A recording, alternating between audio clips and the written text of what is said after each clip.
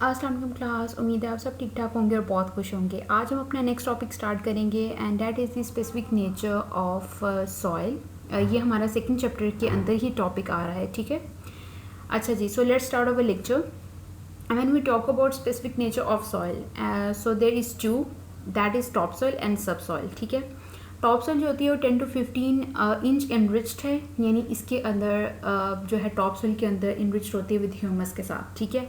Modified हो जाती है by cultivation, plant roots, nutrients and water supply. यानी ये इसके अंदर क्या होता है बेसिकली कि जो लाइक अगर प्लांट रूट्स हैं वो इधर आ जाते हैं, मीडियम वगैरह उनके लिए कैसा मीडियम है प्लांट रूट्स के लिए, न्यूट्रिएंट्स और वाटर सप्लाई होती है प्लांट रूट्स को ताकि वो उनकी ग्रोथ हो, ठीक है।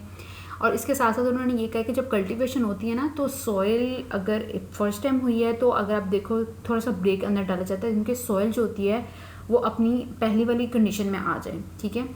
और उसके लिए हम फर्टिलाइजर्स वगैरह भी यूज़ कर लेते हैं ताकि वो इम्प्रूव कर देते हैं न्यूट्रिएंट कैरेक्टरिस्टिक्स को।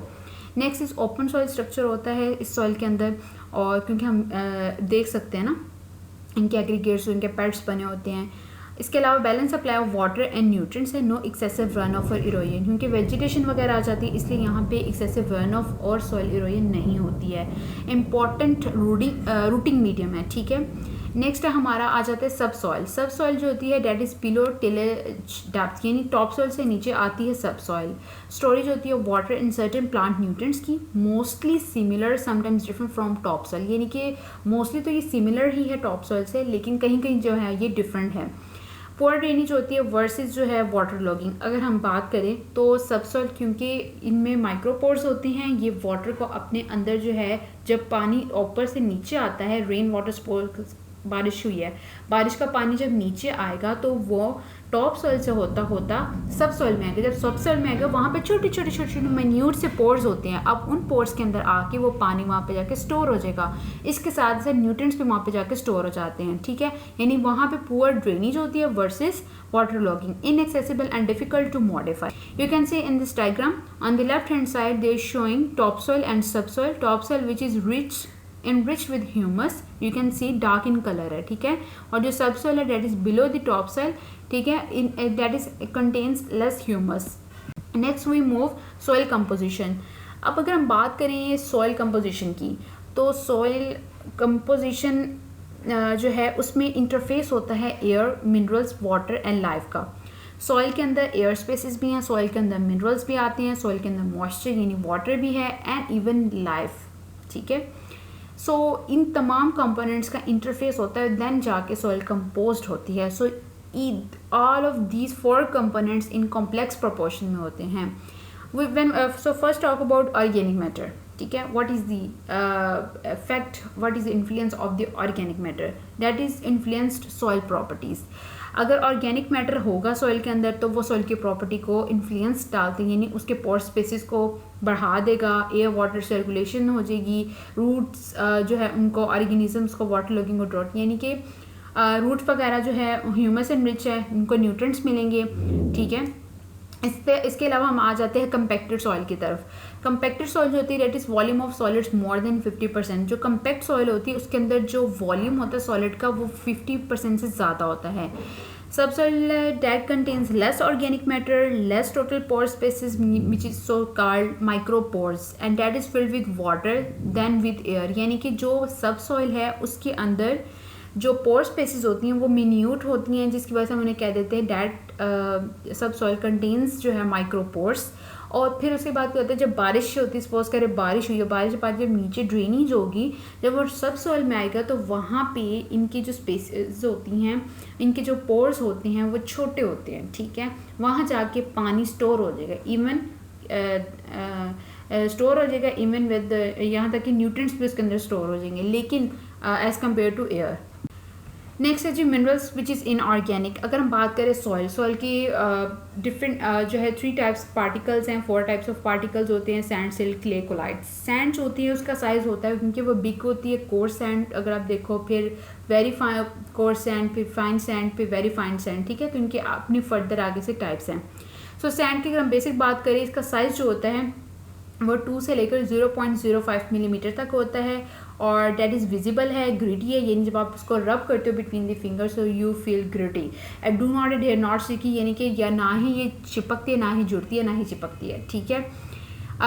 सिल्ट जो होती है उसका जो साइज़ होता है वो नेक्स्ट हमारा जो सिल्ट पार्टिकल है उसका साइज़ होता है 0.05 टू 0.002 मिलीमीटर है, ठीक है।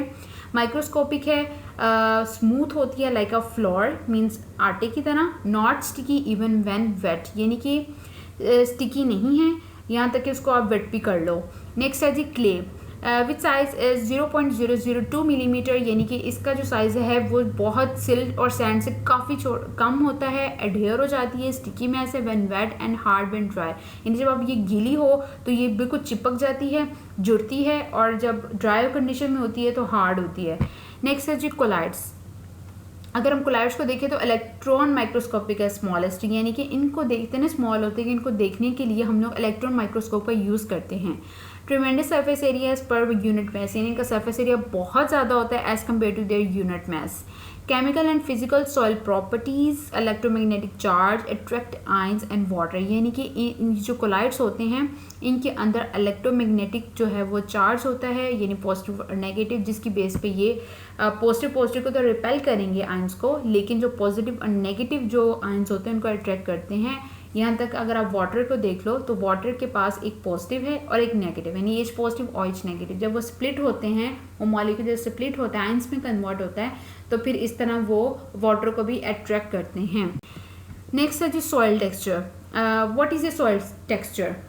That is a relative proportion of the sand silt and clay particles, यानी जो सॉइल पार्टिकल्स हैं उनके relative proportion which is affect the properties and suitability for most uses which is called soil texture, ठीक है। Next है जी primary और secondary minerals. Primary minerals क्या होते हैं? अगर हम देखें तो प्राइमरी मिनरल्स होते हैं वो परसिस्टेंट होते हैं with little change in composition, यानी कि अगर आप देखो कि अगर आप देखो कि मोल्टन लावा है, ठीक है, वहाँ पे हमें अगर हुआ मोल्टन लावा के अंदर हम लोग को ये मिलते हैं क्वार्ट्स, मिकास और फेल्ड्स्पार जो मिनरल्स होते हैं हमें वहाँ पे मिलते हैं। वहाँ पे जो सॉइल होती है ना वो सैंडी होती है और सिल्ट होती है, ठीक है। सिल्ट के फ्रैक्शंस भी होते हैं वहाँ पे और सैंड भी होती है। वहाँ पे जो इन दोनों के अंदर जो मिनरल्स हमने डोमिनेंट होते हैं ना वो क्वार्ट्स होते हैं, मिकास एंड फेल्ड्स्पार्स हैं, ठीक है। अब उन्होंने कहा कि इनकी जो कंपोजिशन होती है उसमें थोड़ा थोड़ा चेंज ज़रूर होता है, लेकिन वो जो है वो अदरवाइज ये परसिस्टेंट होते हैं नेचर में, ठीक है। नेक्स्ट है जी secondary minerals, silicate, clays and iron oxides. Secondary minerals पहली बात ये है कि प्राइमरी मिनरल से निकले हैं, यानी जब पहले वेदरिंग हुई तो प्राइमरी मिनरल्स बने, जब प्राइमरी मिनरल्स की फर्दर वेदरिंग हुई तो फिर सेकेंडरी मिनरल्स बने, ठीक है। तो इस तरह से सेकेंडरी मिनरल्स जो हैं वो कहाँ से ड्राइव हो रहे हैं, वो प्राइमरी मिनरल्स से हो रहे हैं, ठीक है।